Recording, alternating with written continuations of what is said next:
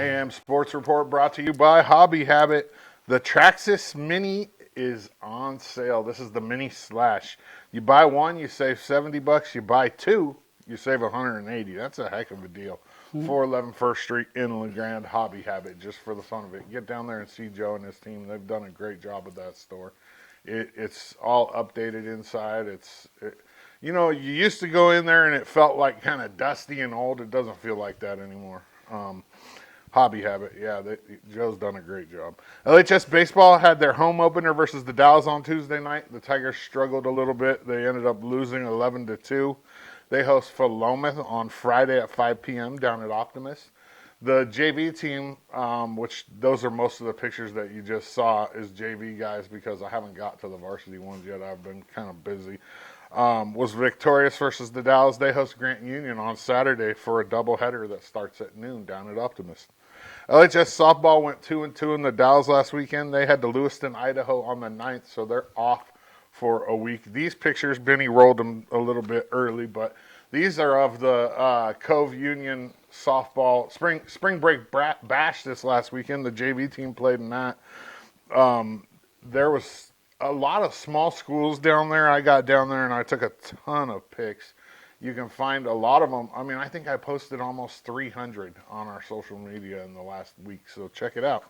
LHS tennis is at home today versus Mac High at 3 p.m. I think it's today. Yeah, today's Thursday. Yep. LHS golf is at the Eagle Crest Scramble today, while the girls, that's the boys. The girls are in Crook County for the Crook County Invite today and the White Buffalo Scramble tomorrow. LHS Track is in Pendleton tomorrow for the Buck Track Classic. Their only home meet of the whole season is next weekend, next Saturday at 11. So if you don't have anything going on, get out there and support these kids. It's their only time they're going to run, jump, and whatever else you do, throw in track this year at home. EOU softball's moved down to number 4 in the national rankings with the bye week for conference. And after losing 2-4 to College of Idaho the week before, they go to Portland this weekend to take on Warner Pack, and I'm not worried about it. I think they're going to be fine. I mainly agree with the voting. I mean, I don't know that we should have moved all the way down to 4, but OIT moved up to number 1, who's also in the CCC, and they lost this last week to Corbin one. So I don't know how you lose and move up, but it is what it is. Still 3 teams in the top 5 for the CCC, which is quite amazing. EOU Track and Field's at the Whitworth Peace Meet this weekend. Liz Grandel was named the CCC Field Athlete of the Week after last weekend's dominant performance in the heptathlon at the Pacific Multis, where she posted the highest score of the heptathlon this year so far in the NAIA. So that's pretty exciting. She's coming off an injury, and she's been on my show before. She's a remarkable athlete. The heptathlon is probably the toughest thing to do in track. I mean, it's either that or the 800, one or the other. EOU baseball got 1 out of 4 technically over the weekend versus Klamath Falls and OIT. They go to Eugene this weekend for a 4-game series with Bushnell. EOU women's lacrosse is off this weekend after getting back from Florida. I think they have 3 games left, so 3 games left in the history of women's lacrosse at EOU.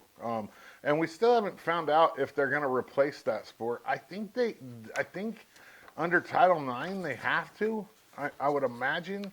But they haven't said anything about what would possibly replace it, and so we'll just have to sit and wait. I put out a thing on social media a few weeks ago asking what people would like to see, and the overwhelming response was beach volleyball and golf, one or the other. And I like both of those, actually. I think those are both great ideas.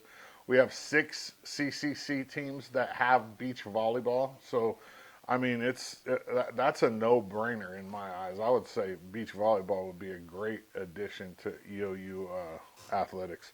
And finally, on April 11th from 10 to 6th and the 12th from 12 to 4, EOU Navigators Club will be hosting a collectible card show in the Hoke Union building to benefit the EOU Food Bank. Entry fee is $1.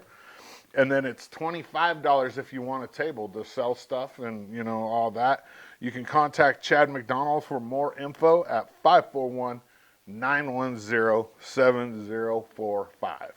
AM Sports Report brought to you by Hobby Habit, just for the fun of it.